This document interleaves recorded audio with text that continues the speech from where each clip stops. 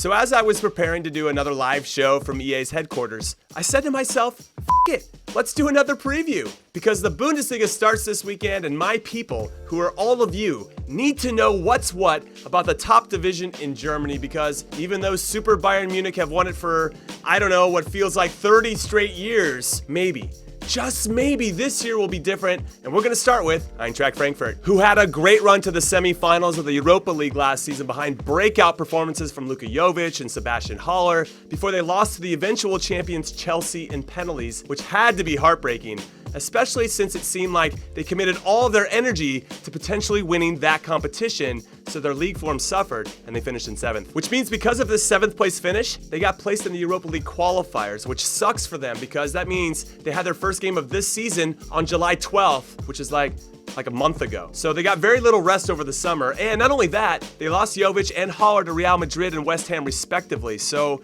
I don't know, even though I think they still have a lot of talent in their squad, the long season, the Europa League distraction, and only Ante Rebic is their biggest name, I'm thinking 7th again at best. And up next, it's Augsburg, who gave up 71 goals in 34 games last season, which is worse than unacceptable. It's embarrassing, but they won up that embarrassment, which I didn't think was possible, by losing in the first round of this season's DFB Pokal, which is Germany's cup competition if you're unaware, to a 4th division team. Yes, they lost to a 4th division team. So I'll be honest, as much as I love Iceland international Alfred Finnbogason, who scored 10 goals in 18 games last season, and their U21 German international striker Marco Richter, who scored back-to-back braces in the final games of last season to save Augsburg from going down, which is some evidence of his bright future, so hopefully he can escape Augsburg, if you know what I'm saying. Augsburg's not good, okay? That's what I'm getting at. And this season, they're gonna get relegated. And I'm sorry that I had to say it, but I'm telling you right now, that's what's happening, 17th. And next up, it's Fortuna Dusseldorf, which sounds like a character from Star Wars. And actually, now that I say that out loud, I think I used this joke last year too. But it's true! It sounds like a bounty hunter that worked for Jabba the Hutt, all right? So get off my back. Anyway, after getting promoted from the 2nd division last season, they turned around a pretty crappy first half to admirably finish in 10th by the end, but their defense sucks too. They gave up 65 goals and had the worst goal difference, minus 16, for any team that finished in the top 10, and with the same manager in charge, and his name is Friedhelm Funkel, by the way, which is f***ing amazing. What a name, I want that name. And sorry, I got sidetracked by Friedhelm Funkel. And hold up, I gotta see what this guy looks like. You gotta bear with me here. Friedhelm Funkel.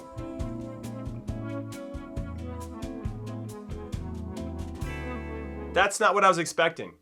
But his photo from when he was a player back in the day, excellent.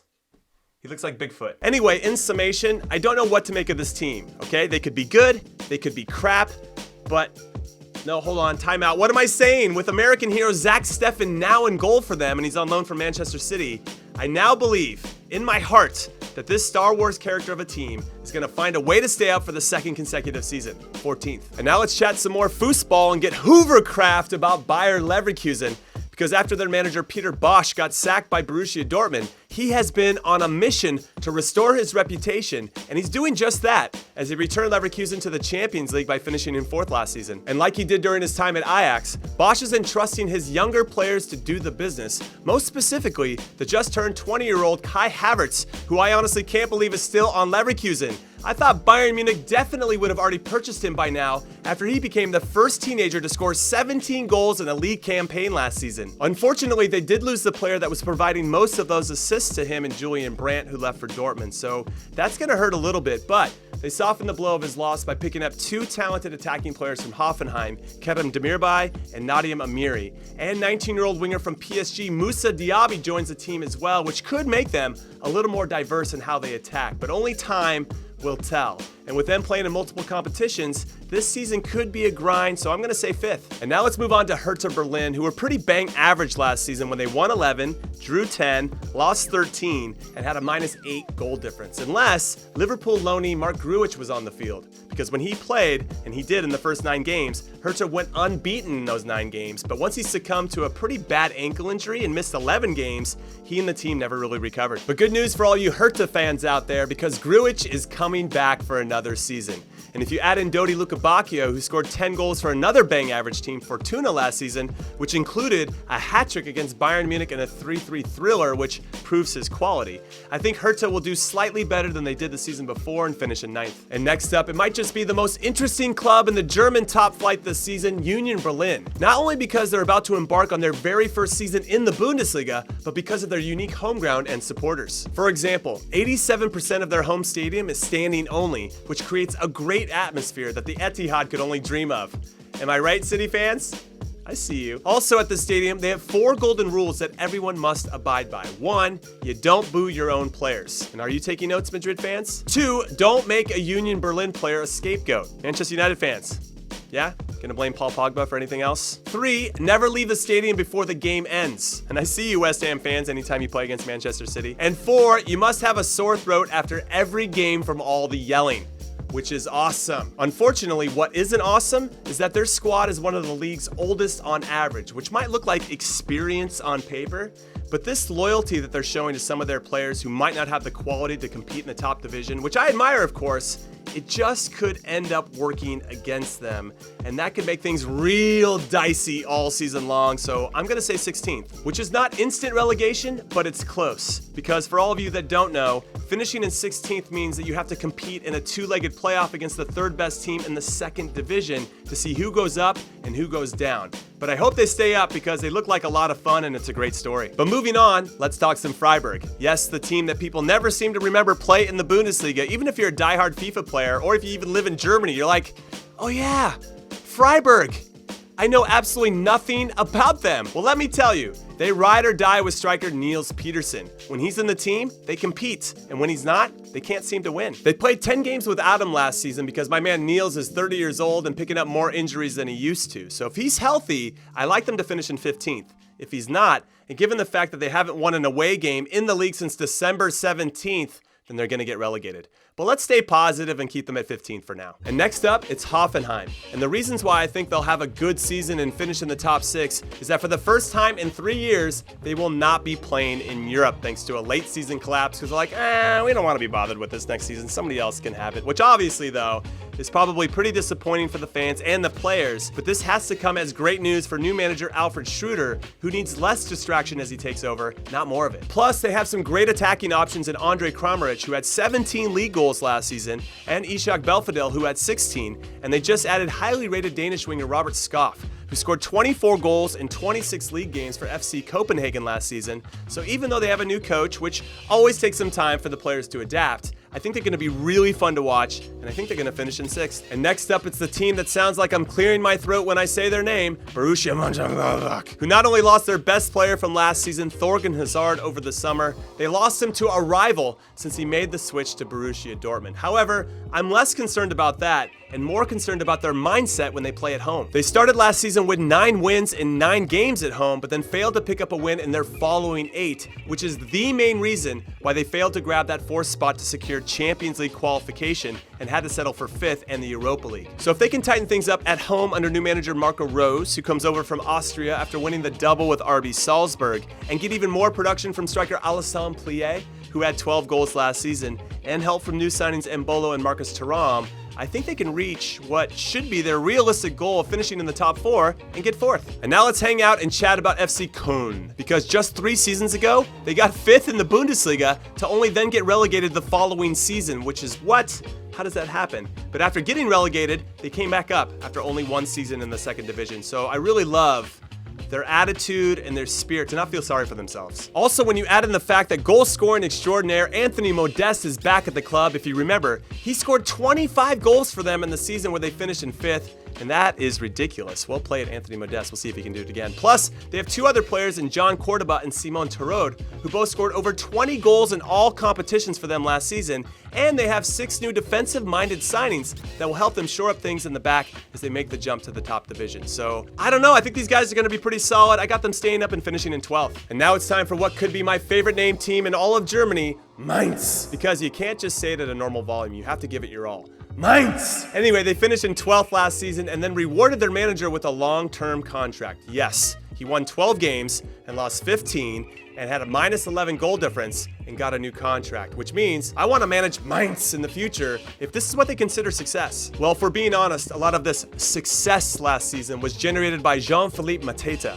who scored 14 goals in his first ever season in the Bundesliga. So naturally, things were setting up nicely for him to have an even bigger season this year, but he got hurt. And now he's going to miss the first 3 months of the season, which, given how hard their schedule is at the beginning, Mainz could find themselves in a hole that they can't get out of, which I think will find them hovering above the relegation zone for most of the season. I'm going to say 13th. And now it's time to take a dive into the getting warmer waters of Schalke, because last season, those waters were ice cold when they finished in 14th, only 4 points above the relegation zone, which feels unacceptable for a club that finished second in the league 2 seasons ago and made it into the round of 16 of the Champions League last season, where they even had a 2-1 lead and a man advantage over Manchester City before giving up 9 unanswered goals to lose 10-3 on aggregate over 2 legs. But maybe that's what put a dent in their confidence, because that was a scheisse of a performance. And when you lose that bad in Europe, nobody really wants to play for you when the transfer window opens. They're like, oh yeah, I remember Schalke. They got stomped on their throats by City. Yeah, I don't want to play there. But like Mönchengladbach, if they can shore up their form at home, where they've won only 1 league game in 2019, and quickly adapt to the philosophy of their new boss, former Huddersfield manager David Wagner, which shouldn't be too hard since I really rate him as a coach, and because they still have a ton of talent on their team, and because they don't have to worry about any outside European competition this season, I like them to do pretty well, and by pretty well, I mean better than last season, and that's by finishing in 10th. And next up, it's Werder Bremen. And for me, the real MVP is their 36-year-old manager Florian Kohfeldt, who has done a remarkable job since taking over in 2017. And evidence of this is him getting the team 1 point away from qualifying for the Europa League last season, which would have been Bremen's first taste of Europe in 9 years. But sadly, I think they might have to wait even longer because they didn't make any significant signings in the transfer window. Okay, fine, they picked up one of their former academy products, Niklas Füllkrug from Hanover, and a young center back from Bayern, Marco Friedl, and center back Omer Toprak on loan from Dortmund. And they signed 100 of their academy kids like they're playing career mode on FIFA or something.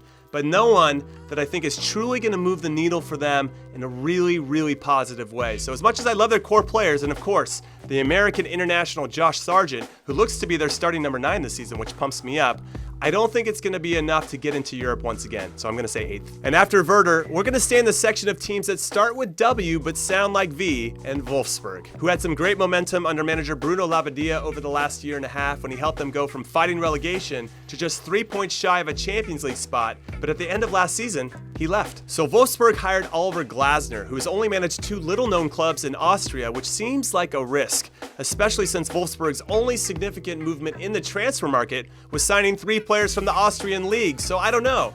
It just seems like the Wolfsburg board is putting a lot of belief into Austria and the coaches and players that they're producing. And then if we're taking into account Wolfsburg's last 8 games on their calendar, which includes playing against Bayern, Dortmund, Leverkusen, Schalke, and Werder Bremen twice, if they don't get early points early in this season, I don't think they're going to get them at the end either, and it's going to be a goddamn struggle. So I'm going to say 11th. And finally, before we get to the big 3, or the tier 1 of German football, as I like to call them, we need to discuss the fate of Paderborn. And this shouldn't take too long because in their only previous Bundesliga season 5 years ago, they found it extremely difficult to make the step up and went straight back down. And now with the loss of Philippe Clement, who decided to stay in the second Bundesliga, which is weird. You had a chance to go to the top Bundesliga, but you went to Stuttgart to play in the second one. I don't understand that logic, but I kind of do if you think Paderborn sucks. And then Bernard Tekpiti, who went to Schalke, they lost 2 players who combined for 26 of the team's 76 goals last season, and that's not helping their cause. So enjoy your season in the top flight, fellas, because I believe that history is going to repeat itself, and you're going straight back down. 18th. And yes, here we go. Here are the 3 teams that I could possibly see winning the league. And don't roll your eyes at me and say, oh, what's the point? It's gonna be Bayern winning it again anyway. And to that I say, hey, by the way, the No Fun Police called, and they want to know if you want to fill out a job application because you're great at being no f***ing fun. So let's start with the black and yellow of Dortmund, because I believe that they could win the league for the first time in forever, because I know that one day they're going to figure out how to maintain their status as the top team in the league after the winter break is over, because usually what happens is Dortmund are on top of the table as the winter break begins, and then Bayern does what Bayern does and wears them down mentally and steals it away from them in the second half of the season and goes on to win the league. It's like clockwork. It always goes down like that. However, with the return of Mats Hummels, which felt weird when he left Dortmund to join Bayern in the first place, and even weirder now that he's coming back. It's kind of Mario Götze of him. And I'm not sure why it's not weird for everybody else. It's so German, I think, to be like, yeah, it's fine, it's cool. I mean, could you imagine somebody going from Barcelona to Real Madrid and then back to Barcelona? It just wouldn't happen. And with the additions of Thorgan Hazard, Julian Brandt, and Nico Schultz, Dortmund seemed to be taking a page out of Bayern's summer transfer window playbook, and that is by buying all of the best players on other Bundesliga teams so that they do less and you win more. It's very smart, and I love it. And with the continued maturation of super talented youngster Jadon Sancho, I think Dortmund have a chance. And they prove that they're going to be up for it after beating Bayern 2-0 in the German Super Cup to start off the season on the right foot. And as for the other contender to Bayern's throne, it's RB Leipzig. Now, before I get into why they could win the league, and there are a few reasons, I need to mention why they probably won't. They lack that clutch gene to get them over the line.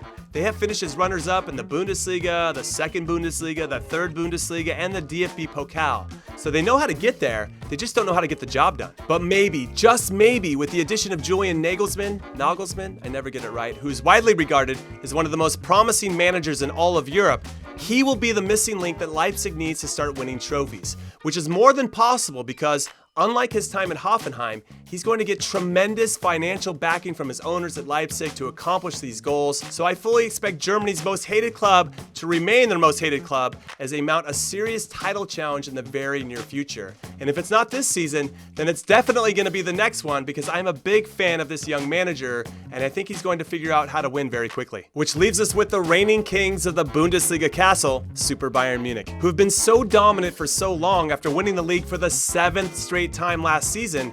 It's hard to remember what the world was like when they weren't winning the title. I mean, Instagram and Snapchat were just becoming a thing, so they weren't very popular the last time that Bayern didn't win the league. Apple Watches, yeah, those weren't around yet. And becoming an Uber driver wasn't a possibility as a full-time job, but now it seems like everybody is doing that these days. And honestly, that sounds like a world that I don't want to live in because I need my Snapchat filters. Also, even though they lost some incredible servants to the club in Arjen Robben, Frank Ribéry, Rafinha, and Mats Hummels, while James Rodriguez's loan came to an end, they just went out and got Lucas Hernandez, Benjamin Pavard, and Ivan Perisic to fill in some gaps, while also, let's be honest, shrugging off the loss of these big names like, it's fine, it's no big deal, because it's going to give more opportunities and responsibility to their talented youngsters. And there are a lot of them, like Serge Gnabry, Leon Goretzka, Corentin Tolisso, Ronaldo Sanchez, Alphonso Davies, and Kingsley Coman, who, in particular, has a special place in my heart because he's won the league every year that he's been a professional with Bayern, Juventus, and PSG. And if he had made the final roster for France for the World Cup, which he missed due to injury, he would have won that too. So anyway, even though Bayern have a tendency to start slow and that I don't necessarily think that manager Niko Kovac is exactly the right guy for the job, he still seems